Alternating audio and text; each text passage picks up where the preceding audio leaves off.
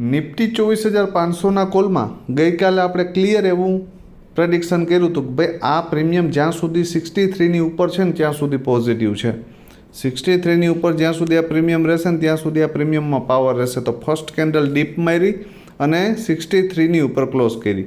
ફરી અહીંયા શું કર્યું તો કે જે લેવલ નીચે પુલબેક માર્યો અને પુલબેક મારી અને આ લગભગ 50ની આજુબાજુથી આ પ્રીમિયમ બાઉન્સ બેક થઈ ગયું. તો આપણે ખબર હોવી જોઈએ કે ભાઈ આ ફર્સ્ટ કેન્ડલનો લો જ્યાં સુધી બ્રેક ન થાય ત્યાં સુધી હવે આ આપણો સપોર્ટ છે ભાઈ, બરાબર. અને આ જે રેગ્યુલર મારા એનાલિસિસ વિડીયો જોતા હશે એ મિત્રોને ખ્યાલ હશે.